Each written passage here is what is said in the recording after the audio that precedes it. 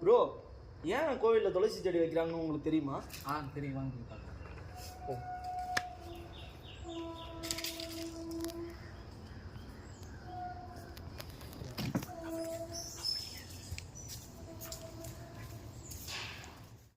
துளசி செடி வந்து பார்த்தீங்கன்னா நிறைய அறிவியல் ரீதியாக நம்ம முன்னோர்கள் வந்து பயன்படுத்திட்டு வர அந்த காலத்துல வந்து பயன்படுத்தி வர ஒரு மூலிகை.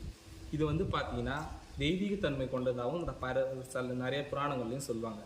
இதை வந்து பார்த்தீங்கன்னா திருமாலுடைய மனைவி திருமகள் அவர்களுடைய அம்சமாக இதை பயன்படுத்துகிறாங்க. இதில் வந்து பார்த்தீங்கன்னா நிறைய மூலிகைத்தன்மை, சளி, அதுக்கப்புறம் தலைவலி, உடம்பு எரிச்சல், வயிற்றுப்புண், அதுக்கப்புறம் எரிச்சல், படை, இதை மாதிரி நிறைய கிருமி நாசினியாகவும் இதை பயன்படுத்தலாம் சொல்லலாங்க.